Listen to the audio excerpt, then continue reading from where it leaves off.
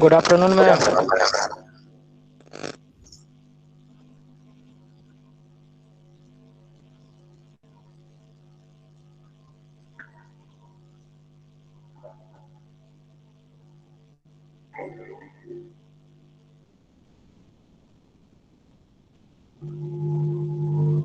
Good afternoon, everyone.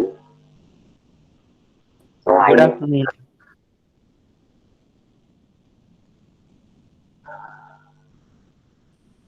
I hope everyone understood our doubt. Ma'am आपकी आवाज clear नहीं आ रही है। मैम आपका आवाज क्लियर नहीं आ रही है, रोबोटिक बैकग्राउंड सॉन्ग है। For today's minute.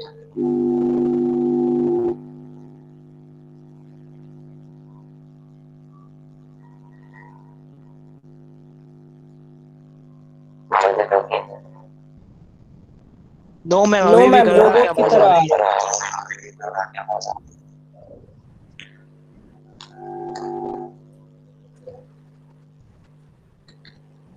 Is it robot का okay साउंड now? आ रहा है ma'am. No no ma'am. No ma'am, microphone हमारा रोबोट का साउंड आ रहा है। माइक्रोफोन चेंज कर मैम लीजिए। ईयरफोन लगा दीजिए ना आप। ईयरफोन लगा Just a दीजिए, माइक्रोफोन minute. खराब है।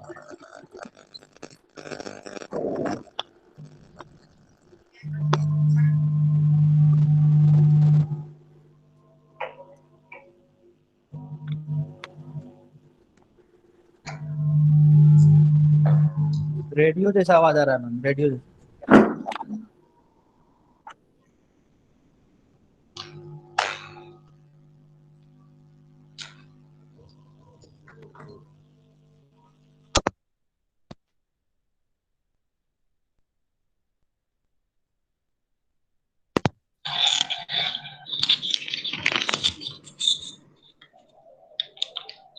Is it okay now?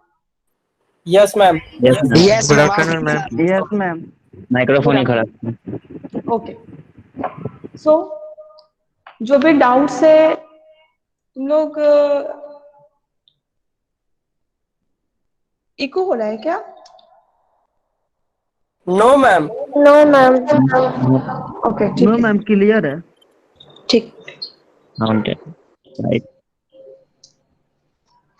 So I hope कि तुम लोग को जो भी डाउट्स होगा वो तुम लोग नोट डाउन कर लिए होगे अब तक।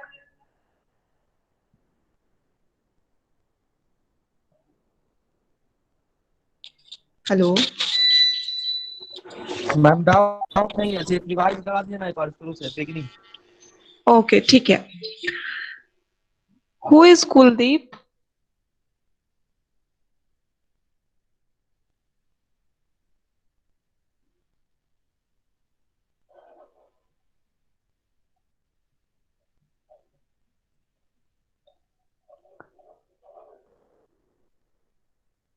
ठीक है, तो आज के सेशन में हम लोग प्रीवियस सभी सेशंस का रिवीजन करेंगे और साथ ही साथ लास्ट में हम लोग एक क्विज कंडक्ट करेंगे जिसमें कि आपका 15 क्वेश्चंस होगा, 10 मिनट्स का क्विज होगा। जैसे ही वो 10 मिनट्स ओवर होगा हम लोग क्विज का रिस्पॉन्स ऑफ हो जाएगा। ठीक है, इट मीन्स कि गिवन टाइम पीरियड में ही आपको क्विज भी अटेम्प्ट करना है और अटेंडेंस भी गिवन टाइम पीरियड में ही लेंगे। ठीक है,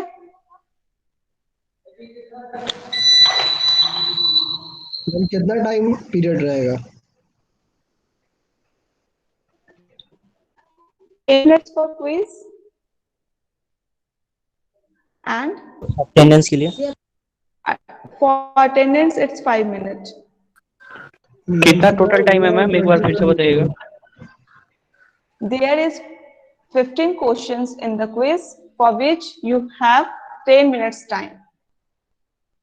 मैम 15 क्विज का और कर दीजिए अटेंडेंस मैम। का 5 minute additional. 5 minute. Ma'am link कहाँ पे है? लिंक मैम अटेंडेंस का I आप 5 दे रहे हैं, लिंक क्या कहते हैं बनाने के लिए, आप हमें 2 ही मिनट दे रहे हैं। Ma'am I will share the link in the chat box during the session. Deepak, there is reason behind it because In today's session, many of the students are unable to mark their attendance. I think there were some issues. That's why I have increased the attendance time for today to 5 minutes. It's only for today. Okay? So let's start. What we have discussed till now? We have discussed about the .NET evolution, what is .NET framework, and its different components.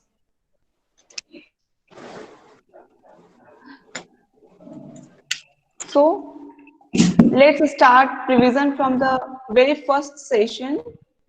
Ma'am एक question है chat box में लिखे ma'am chat box में send किया Okay, let me check.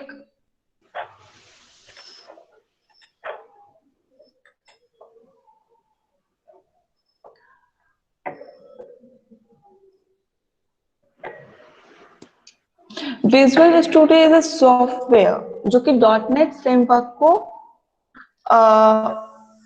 .NET framework पे application develop करने के लिए यूज किया जाता है.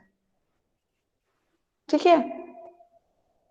विजुअल स्टूडियो एक सॉफ्टवेयर है जो कि .NET फ्रेमवर्क के आर्किटेक्चर पे बेस्ड है ताकि हम लोग .NET फ्रेमवर्क पे जितने भी एप्लीकेशन डेवलप करें वो सारे की कोडिंग हम विजुअल स्टूडियो में कर सकते हैं.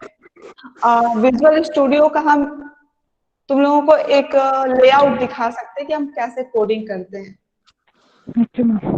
ठीक है, तो पहले हम लेआउट दिखा देते हैं फिर से हम लोग रिवीजन स्टार्ट करेंगे. So let me open the visual studio first. In my system, I have installed Visual Studio 2012.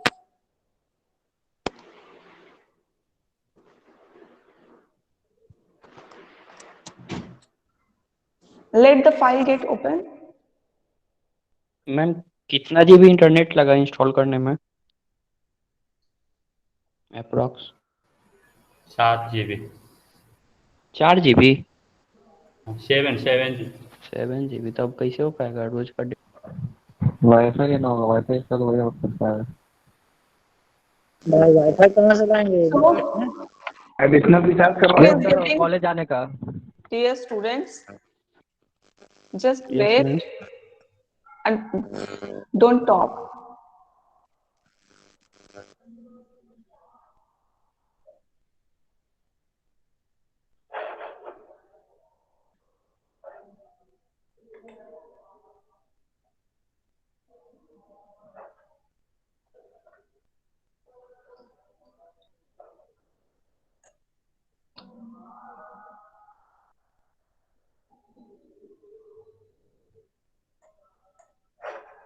Let me check what's the problem, why it is not getting open. There's the PC.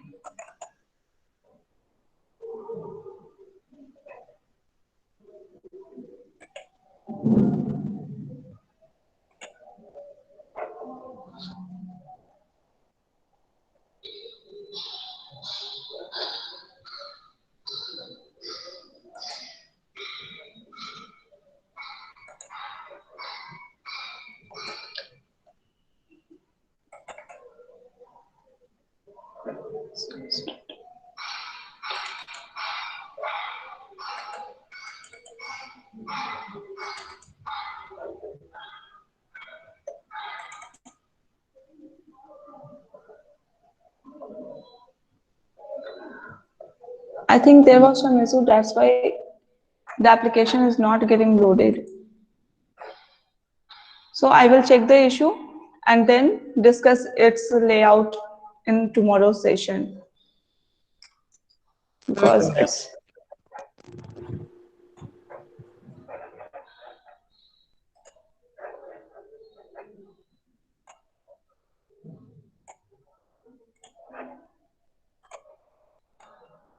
so what we have discussed till now, that is the introduction of VB, introduction to .NET, why .NET is needed, and evolution of .NET, different versions of .NET, .NET framework, and its components. So we will discuss one by one each of the things so that everyone can get a clear idea about each and every topic. So first of all, introduction. So .NET Framework is a software platform that was introduced by Microsoft in 1990 under the Network Generation Window Services, that is also known as NGWS. And its first beta version was released in 2000. The Network Framework 1.0 is launched by Microsoft on 13th February 2002. It contains a large number of class libraries which are known as Framework Class Library, and the software programs written in .NET are executed in the execution environment, and this execution environment of .NET Framework is known as Common Language Runtime, and it is also known as heart of the .NET Framework, isn't it? CLR को .NET Framework का hurt भी बोला जाता है। क्यों? क्योंकि CLR आपके software programmes जो लिखे होते हैं सोर्स कोड, उसको एग्जीक्यूशनल एनवायरनमेंट में एग्जीक्यूट करने के लिए कंफर्टेबल बनाता है। That's why it is called hurt. These are the core and essential part of the .NET Framework. What are the core and essential part of the .NET? That is FCL and CLR. तो इस point में किसी को कहीं कोई confusion है?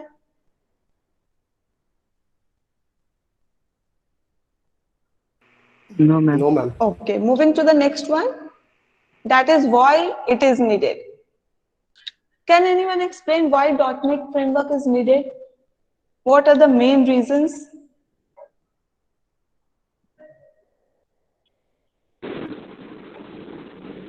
Demand software in the market. Manage code manage code, platform potential जो होता है उसका प्लेटफॉर्म पोटेंशियल है, और demand of software ma'am, software demand of software है। See, they are different needs, but some basic needs are that it is platform potential. Means .NET Framework आपको एक ऐसा प्लेटफॉर्म प्रोवाइड करता है जहां पर कि आप लैंग्वेज इंडिपेंडेंट कोड को एग्जीक्यूट करवा सकते हैं। साथ ही साथ ये आपका मैनेज्ड कोड को सपोर्ट करता है। मैनेज्ड कोड और अनमैनेज्ड कोड दो तरह के कोड होते हैं। Managed code that is independent of CPU architecture, whereas unmanaged code are dependent and based on architecture of your system. So in unmanaged code, assembly language are the example, whereas for managed code, .NET Framework is an example. So basically, if we talk about need of .NET Framework, then we discuss 3 points on the prior basis, that is managed code, platform potential, and language neutral. So let's have an idea about managed code. What is managed code? It is the code that is executed under the control of the .NET Framework. The code can be managed by the .NET Framework and is called IL, that is intermediate language or intermediate language based code. So sometimes we also call managed code as an intermediate language based code. ठीक है? Unmanaged code क्या है?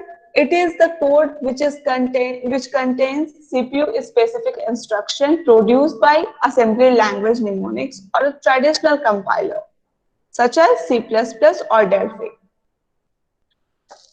And the next is platform potential. When we are talking about platform potential, we should check whether the code is managed or not. If the code is unmanaged, then it is not with platform potential, because if the code is unmanaged, then it must depend on the CPU architecture. And if it is dependent on the CPU architecture, how can we say that it is platform potential? क्या हम बोल सकते हैं? अगर कोई code आपका CPU के architecture पे बेस्ड है, तो क्या हम बोल सकते हैं कि वो प्लेटफॉर्म पोटेंशियल है? प्लेटफॉर्म पोटेंशियल का मतलब समझ रहे हो क्या होता है? जो कोड मैनेज होता है उसको क्या ma'am? Platform potential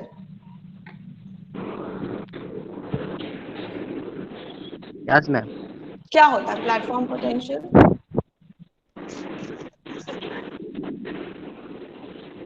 ma'am platform independent. Platform independent कह सकते हैं। पोटेंशियल का मतलब क्या होता है? Ma'am, it execute the code with the help of CLR. Okay, और कुछ? And it can control the all languages. ठीक है, हम जब बात करते हैं प्लेटफॉर्म पोटेंशियल की, इट मींस कि हम बात करते हैं कि वो किसी भी प्लेटफॉर्म पे इंडिपेंडेंट है। मींस वो हर एक प्लेटफॉर्म उस कोड को एग्जीक्यूट कराने का क्षमता रखता है। पोटेंशियल का मतलब होता है क्षमता। Capacity to do something. Yes, capacity to do something. It means कि डॉटनेट फ्रेमवर्क में हमने जो सोर्स कोड लिखा है अपने एप्लीकेशन को डेवलप करने के लिए, वो किसी भी प्लेटफॉर्म पे कंपैटिबल हो, किसी भी प्रोग्राम पे एग्जीक्यूटेबल हो। That's why it is needed. So we can say that platform potential is one of the reason for the need of dot net framework. And the next point is language neutral. What do you mean by language neutral?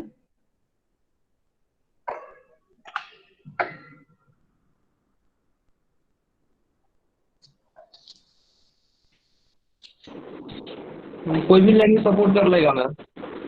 Yes, it can support any of the language. Basically जब dot net नहीं था, हम लोग हर एक applications के लिए, हर एक platform के लिए कहीं ना कहीं लैंग्वेज बेस्ड होते थे। जैसे जावा सिर्फ और सिर्फ जावा के कोड को ही इम्प्लीमेंट करता था, सी प्लस प्लस का एडिटर सिर्फ और सिर्फ सी प्लस प्लस के कोड को ही रीड करता था, सी का एडिटर सिर्फ सी के कोड को रीड करता था, विजुअल बेसिक का एडिटर सिर्फ विजुअल बेसिक के कोड को रीड करता था। तो ऐसे प्लेटफॉर्म की जरूरत थी जो कि किसी भी लैंग्वेज के साथ कंपैटिबल हो। इसी नीड को फुलफिल करने के लिए डॉटनेट फ्रेमवर्क का इंट्रोड्यूस किया गया। Dot net framework language ma'am C plus plus unmanaged code कैसे होगा? बिकॉज सी प्लस प्लस के कोड आपके कहीं ना कहीं सीपीयू आर्किटेक्चर पे बेस्ड है। क्या वो आप कहीं भी उसको रन करवा सकते हो? Write once run anywhere property को फुलफिल करता है। तो सी प्लस प्लस में अगर मतलब जैसे सी प्लस प्लस में अगर कोई प्रोजेक्ट बनाया तो अनयूज्ड है मैम, मतलब कहीं पर यूज नहीं कर सकते हैं, कहीं पर कोई भी प्लेटफॉर्म पर नहीं चला सकते हैं उसको? अनयूज्ड की बात नहीं कर रहे हैं, हम बोल रहे हैं अनमैनेज्ड कोड है। मींस उसका कोड कहीं ना कहीं आर्किटेक्चर बेस्ड है। क्या आप सी प्लस प्लस, जब वो डॉटनेट फ्रेमवर्क का सी प्लस प्लस की बात हम नहीं कर रहे हैं, सिंपल सी प्लस प्लस की बात कर रहे हैं। जब वो कोड आप एग्जीक्यूट करवाते थे, क्या आप उस कोड का सेटअप क्रिएट कर पा रहे थे? No ma'am. क्या वो आपका सिस्टम इंडिपेंडेंट था? जैसे राइट वंस रीड मेनी या राइट वंस रन एनीवेयर, जो आपका WORA प्रॉपर्टी है, उसको फुलफिल कर रहा था सी प्लस प्लस?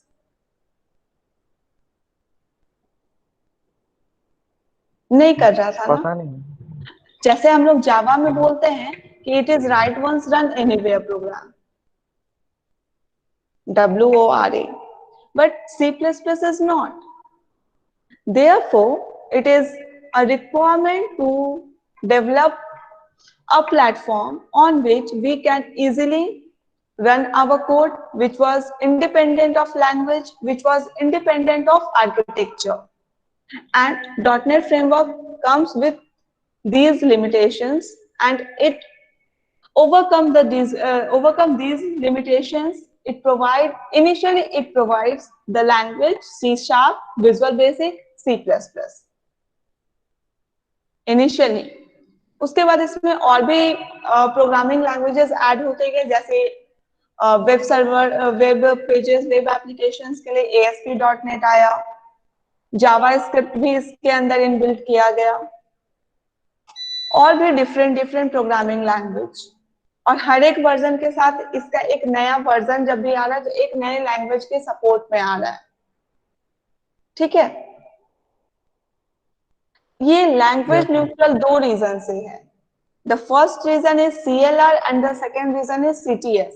बिकॉज हम कोई भी लैंग्वेज को जब सोर्स कोड को एग्जीक्यूट कराते हैं, सबसे बड़ा लिमिटेशंस क्या होता है उस सोर्स कोड का? Data type. आपका जो भी डेटा टाइप है हर एक लैंग्वेज में अलग अलग है, हर एक लैंग्वेज में सिंटैक्स डिफाइन करने का तरीका अलग अलग है। सिंपल सी बात है, अगर हम C में लिखते हैं तो लिखते हैं int x, और उसी को अगर हम विजुअल बेसिक में लिख रहे हैं तो हम लिखते हैं dim x एज इंटीजर। दोनों इंटीजर टाइप है लेकिन लिखने का तरीका अलग अलग है। इनफैक्ट दोनों का कीवर्ड अलग अलग है, एक है int और दूसरा है integer। तो ये जो डिफरेंस है, इस चीज को बहुत सारा कंपाइलर रेक्टिफाई नहीं कर पाता था, जबकि .NET फ्रेमवर्क में CTS के होने के कारण आपका ये इजीली कंपैटिबल हो गया कि आप इंट यूज कर रहे हैं या इंटीजर यूज कर रहे हैं। जिस लैंग्वेज का जो सिंटैक्स है उस सिंटैक्स को बिना वायलेट किए हम उस कोड को एग्जीक्यूट करा सकते हैं, जिसके लिए आपके पास कॉमन लैंग्वेज रन टाइम दिया गया। और CLR कौन सा कंपाइलर यूज करता है?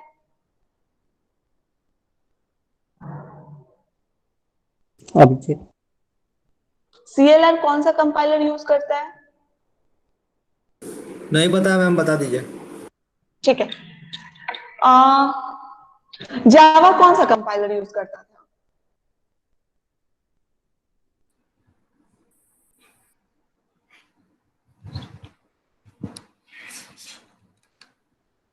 That is the just-in-time compiler, JIT.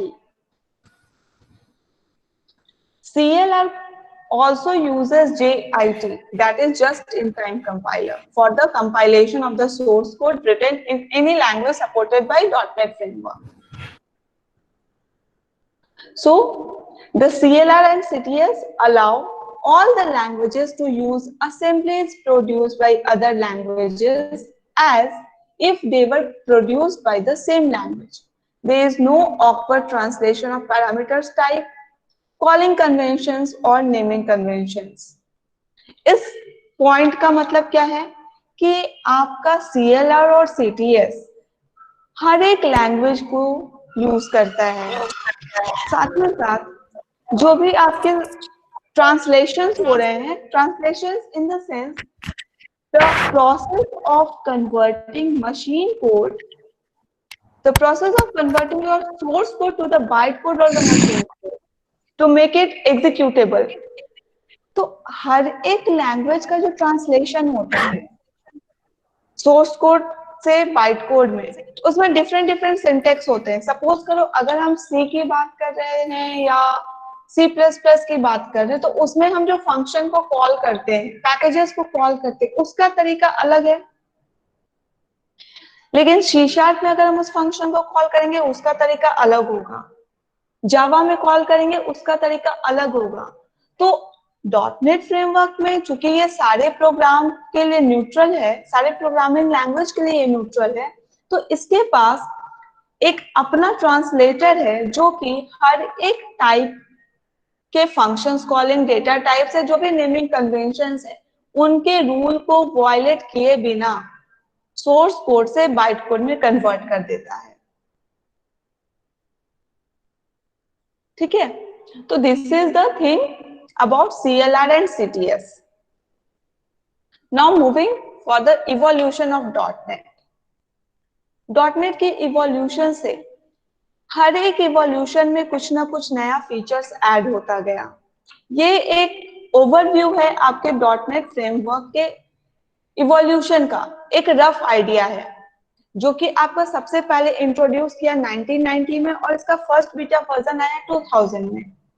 2002 में एक्चुअली हम लोग .NET 1.0 की बात की, जो कि CLR वर्जन 1.1 और .NET 1.0 C# को यूज किया।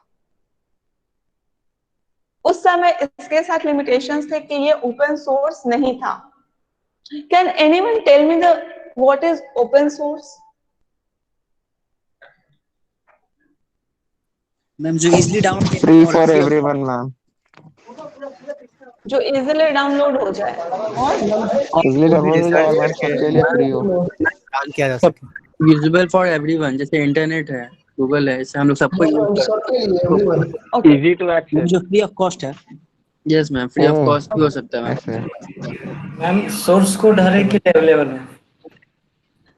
मीन्स ओपन सोर्स अच्छा। में हम वैसे एप्लीकेशंस की बात करेंगे जिसमें कि हम उसके फीचर्स को यूज करके अपने अकॉर्डिंग कस्टमाइज करके सोर्स कोड को लिख सके और एप्लीकेशन डेवलप कर सके। Some yes ma'am. Open source are free but some open source are paid. बहुत सारे ओपन सोर्स सॉफ्टवेयर है जिसको कि हमको पेड करना पड़ता है, तो ये हम नहीं कह सकते कि ये पेड वर्जन अप्लाई करता है या पेड वर्जन नहीं अप्लाई करता है। But source code it means कि आपके पास एक आर्किटेक्चर बना के दे दिया गया है, आप उसको अपने अकॉर्डिंग कस्टमाइज कर सकते हो, अपने अकॉर्डिंग एडिट कर सकते हो किसी भी पर्टिकुलर एप्लीकेशंस को डेवलप करने के लिए। तो ये फीचर्स .NET फ्रेमवर्क के साथ इंट्रोड्यूस किया गया 2014 में। फिर आई बात कोर प्रोग्रामिंग की, जो कि 2016 में आया। उसके बाद आया 2018 में WPF और Windows form. WPF that is the Windows presentation framework और विंडोज प्रेजेंटेशन फाउंडेशन। ये WPF और विंडोज फॉर्म आपका ग्राफिकल यूजर इंटरफेस एप्लीकेशंस बनाने के लिए, विंडो बेस्ड एप्लीकेशंस बनाने के लिए यूज किया गया। और अभी हमारे पास बहुत सारे वर्जन्स है जिनका प्रीव्यूज चल रहा है .NET 5.0 का। होपफुली आपका .NET 5.0 नवंबर 2020 में रिलीज हो। तो ये एक ओवरव्यू था कि कैसे कैसे हमारा .NET इवॉल्व हुआ। Now moving to the versions of .NET 1.0, 2.0, अब तक आपका .NET का टोटल 15 वर्जन्स मार्केट में अवेलेबल है। इसलिए अब हमारा जो .NET फ्रेमवर्क आएगा दैट वाज .NET 5.0। अच्छा, कोई ये बता सकते हो 4.6, 4.0, 4.5 इस तरह से क्यों है ये? मैम क्योंकि वो जो वर्जन आया है ना मैम 4 पॉइंट, उसी का अपग्रेडेड वर्जन आता है मैम, उसी में थोड़ा सा कुछ अपग्रेड करके उसी को रिलीज कर देता है खुद से। Yes, that's why the same belongs to the 4.0, 4.1, 4.2 and so on.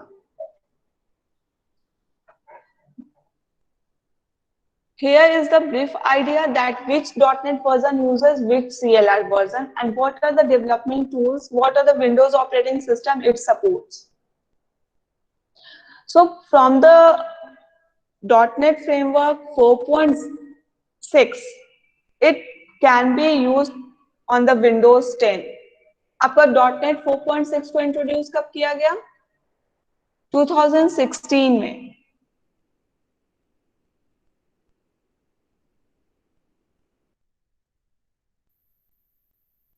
वो सारे आपका Windows 10 वर्जन्स के लिए सपोर्टिव है। It means it will run on Windows 8, 10 and prior.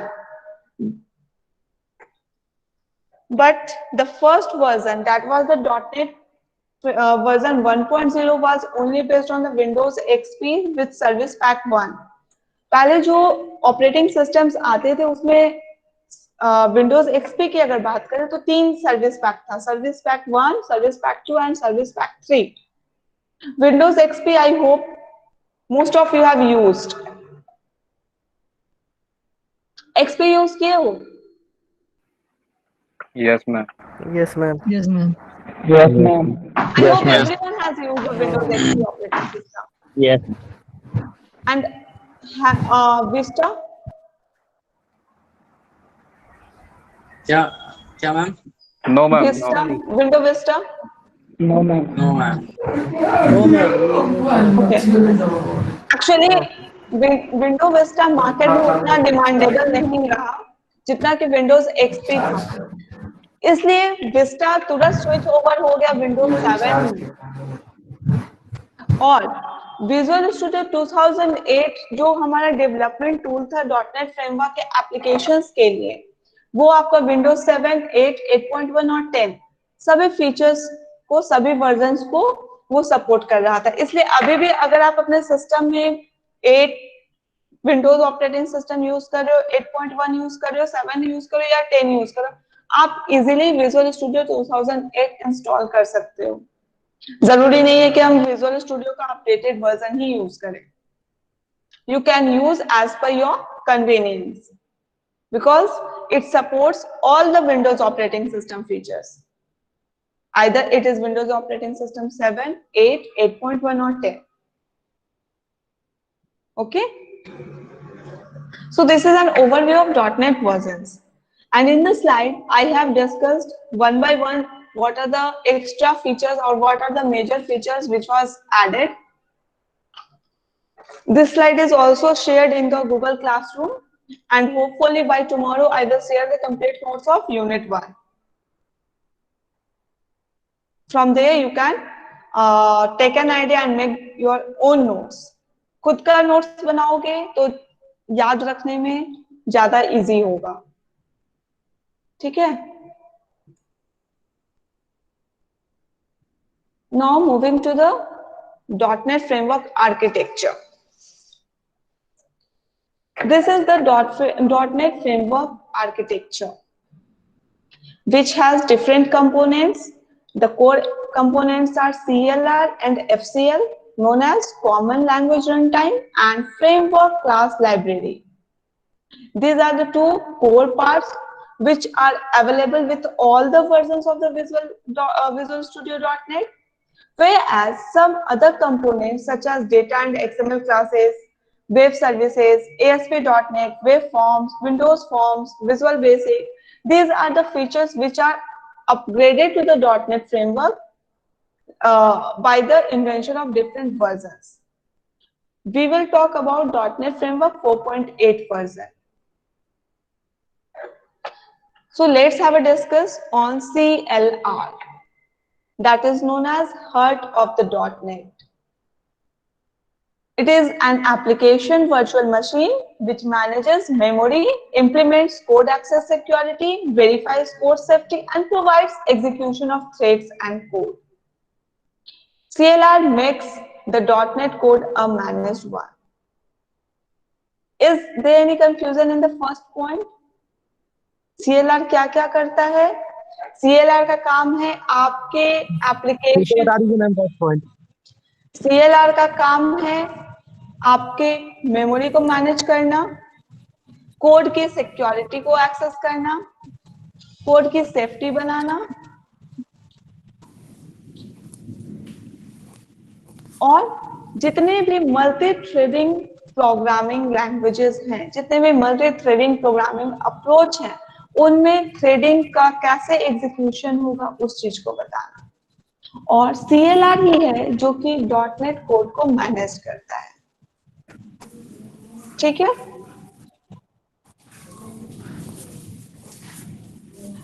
CLR help करता है आपके सोर्स कोड को बाइट कोड में कन्वर्ट करने के लिए, और ये बाइट कोड कहलाता है common intermediate language Neeraj mic off कर लो, इको हो रहा है। और माइक्रोसॉफ्ट इंटरमीडिएट लैंग्वेज। CLR कैसे करता है कंपाइल, कैसे करता है सोर्स कोड को बाइट कोड में कन्वर्ट? तो CLR यूज करता है JIT कंपाइलर, जो कि आपके कोड को कन्वर्ट करता है CIL और MSIL में। एक बार इस स्लाइड को अच्छे से पढ़ लो, अगर कोई यहीं पे कोई कंफ्यूजन है तो पूछो, otherwise we will move further.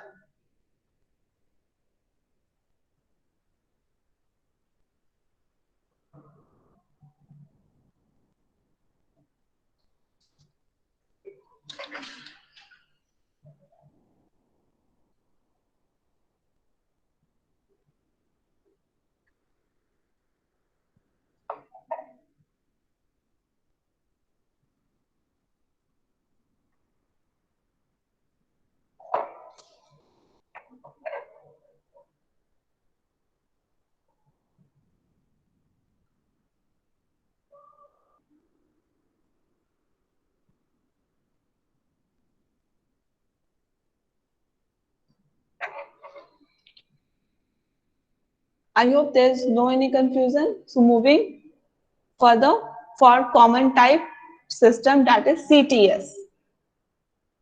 CTS specifies a standard that represents what type of data and value can be defined and managed in computer memory during execution.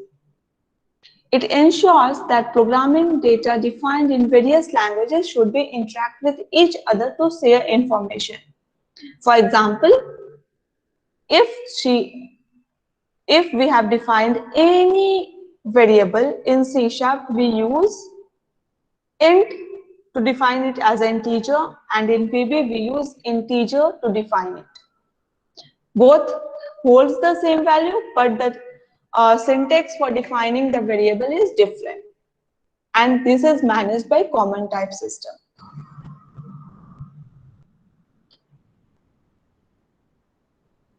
I hope it is clear.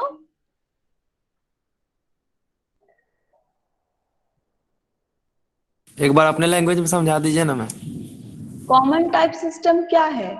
ये आपको एक platform provide करता है ताकि आप जो भी language use करें उसके डेटा टाइप और वैल्यू को ये मैनेज करे कंप्यूटर के मेमोरी में एग्जीक्यूशन के समय। क्योंकि हर एक लैंग्वेज में अलग अलग चीजें होती हैं डिफाइन करने के लिए।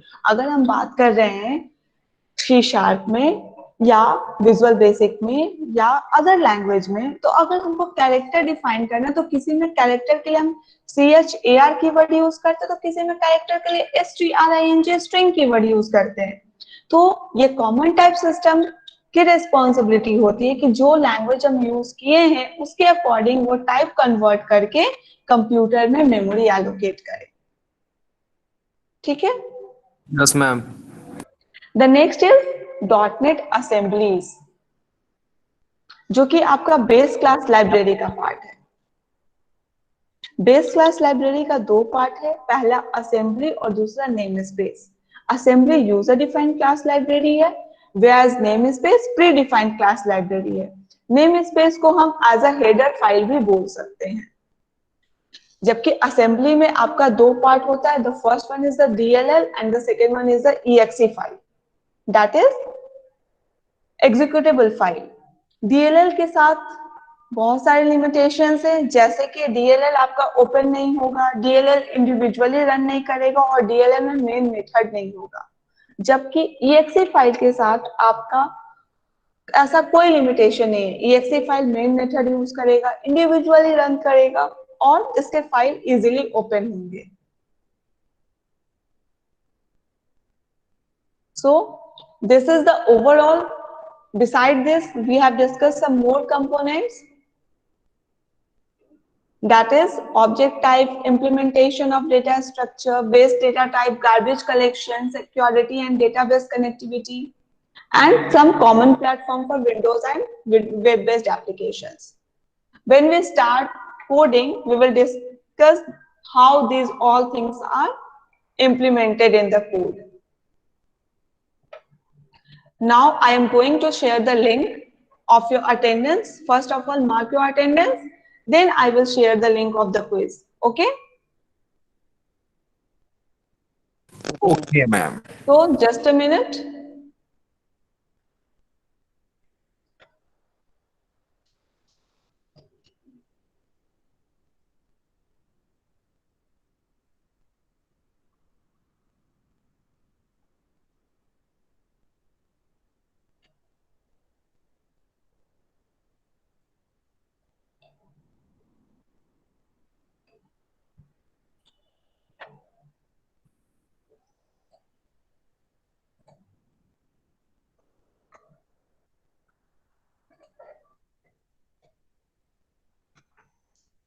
So here's a link for your attendance.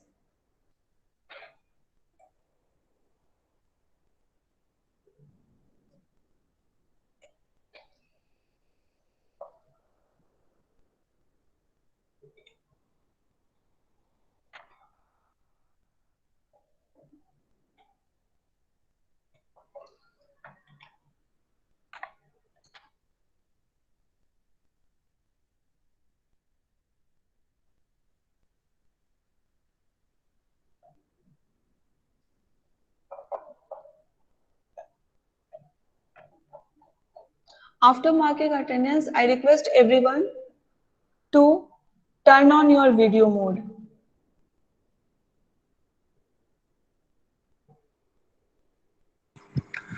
Ma'am video mode on नहीं कर सकते मैम, प्रॉब्लम है कुछ।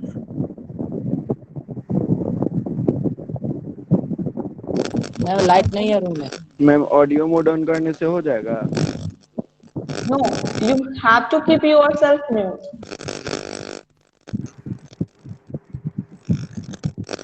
ठीक है। खुद को म्यूट करो और वीडियो से फोन कर लो।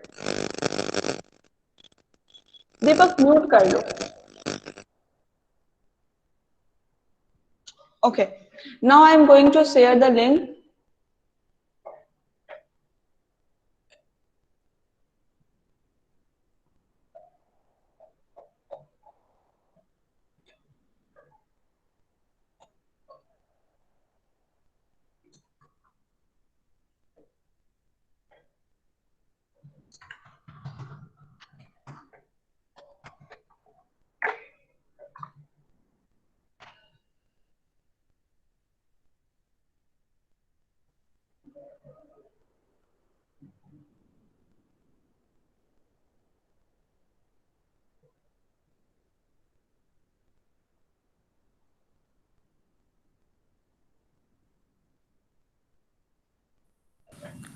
मैम क्विज भी अभी करना है ma'am?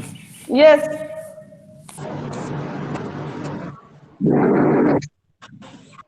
It will be deactivated after 10 minutes. Ma'am मेरे अटेंडेंस का लिंक नहीं खुल रहा है। शुभम अपना अटेंडेंस का लिंक अगर नहीं खुल रहा तो उसका स्क्रीनशॉट लेकर के मेल कर दो और अपना अटेंडेंस यहाँ पे फिल कर दो।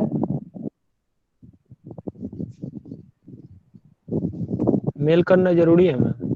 यस। क्या बोली मैं नहीं समझे फिर। जिसका अटेंडेंस इशू हो रहा है लिंक ओपन होने में वो स्क्रीनशॉट लेकर के मेल दो और चैट बॉक्स में टाइप कर दो। पर और अटेंडेंस का लिंक भेज दीजिए।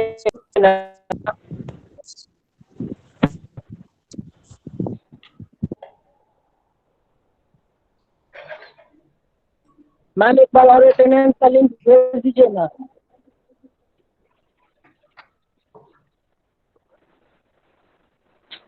Hello ma'am.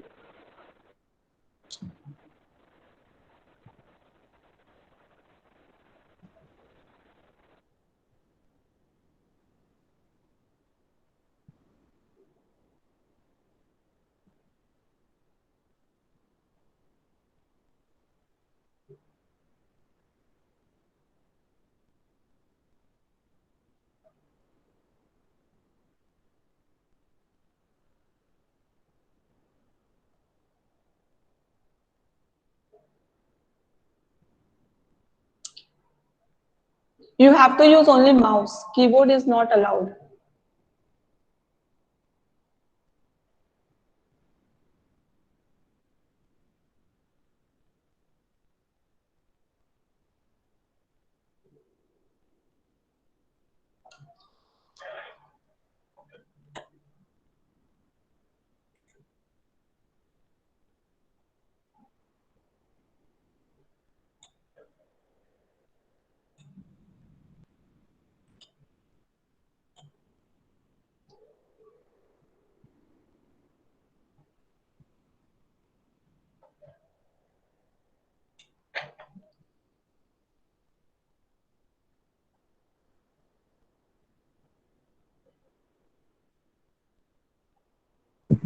मैम अब वीडियो ऑफ कर दे मैम।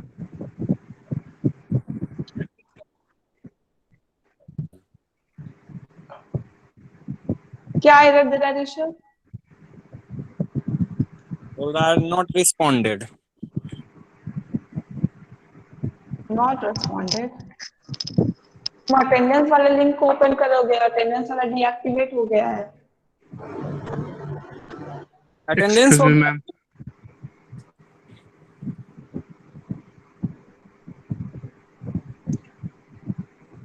Excuse me ma'am.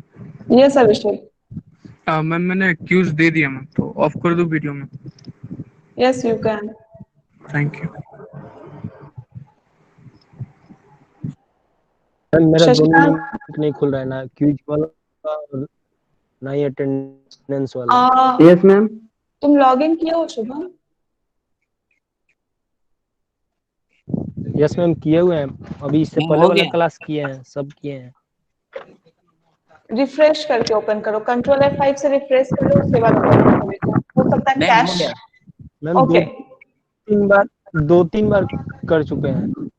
जिन लोगों का क्विज हो गया है वो लोग क्लास नहीं, लीव। अटेंडेंस वाला हो रहा है, स्क्रीनशॉट मैं शेयर कर रहा हूँ आपके व्हाट्सएप मैम पे। क्विज हो गया, ठीक है। जिन लोगों का क्विज ओवर हो गया वो लोग क्लास लीव कर सकते हैं।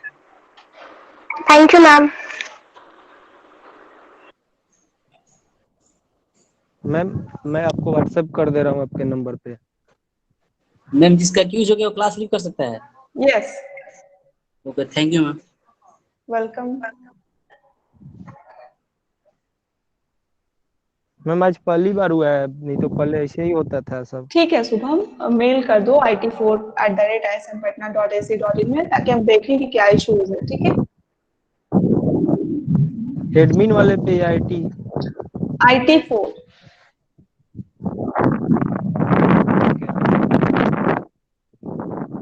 और म्यूट कर दो मैम शुभम। मेरा क्विज क्विज वाला खुला, अटेंडेंस वाला नहीं खुल रहा।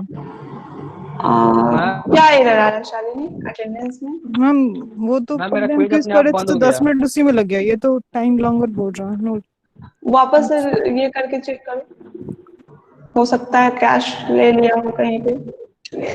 Done ma'am. Okay. Already responded. Ma'am कौन सा है अटेंडेंस वाला link? Okay Shalini, attendance link ना।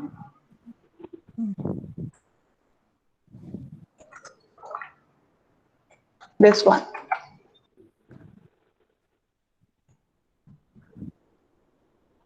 मैम, हो गया leave. Once you have completed your quiz, you can leave. Because today I'm not going to start a new topic. Ma'am responded दिखा रहा है, मैम चेक कर लीजिए। शालिनी।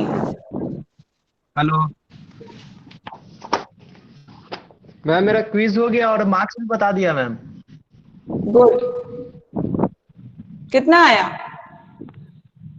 मैम 11 आया। Great. Shalini, your attendance has been marked. Okay, ma'am. हाँ।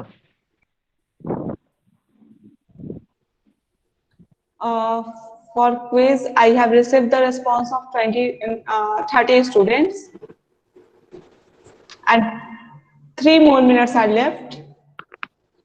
After that, it will be automatically deactivated. So those who have left to attempt the quiz, requested to attempt it as soon as possible. Done हो गया ma'am.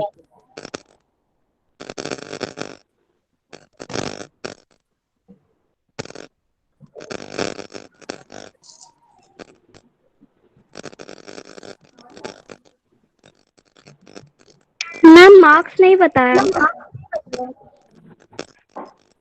Rupanshi.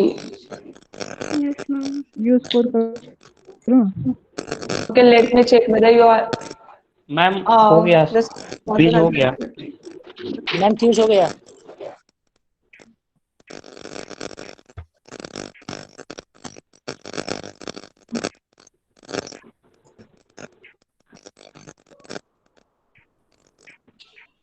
अंकित हो गया? नहीं। Rupanshu, you have scored 13. Ma'am हो गया मेरा। Ma'am मेरा कितना है? मैम मेरा बता दीजिएगा थोड़ा।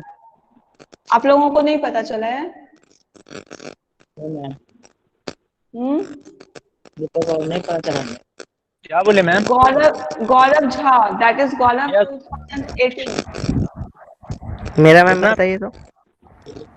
I will upload all the score on your Google Classroom.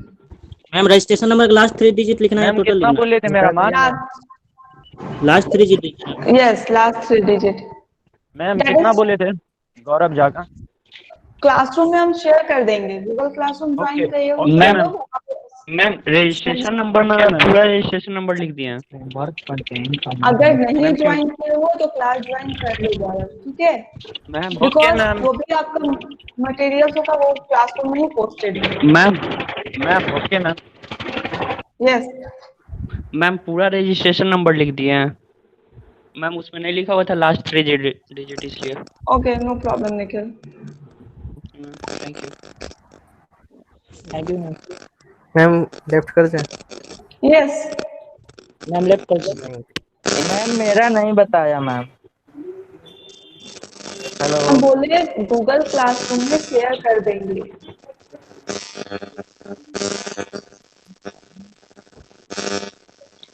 Deepak, just mute yourself. 1 minute is left. Done ma'am. Ma'am बोले नेक्स्ट क्लास होगा क्या? It will be informed if class will happen. Ranjan sir will inform you.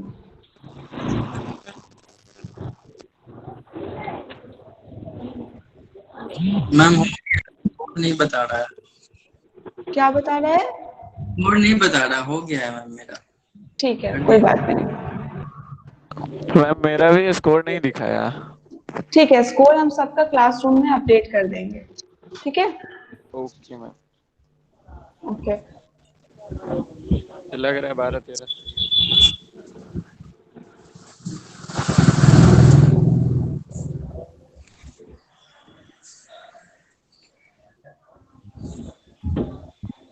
Ma'am next class होगा ma'am, BA एनईआरपी होगा ma'am आज।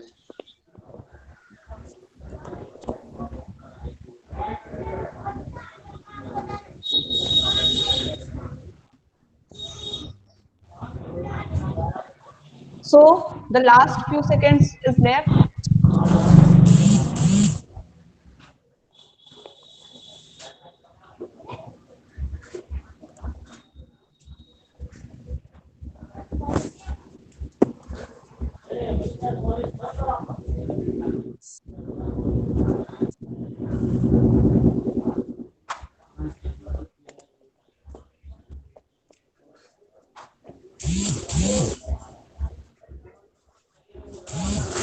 So now everyone can leave.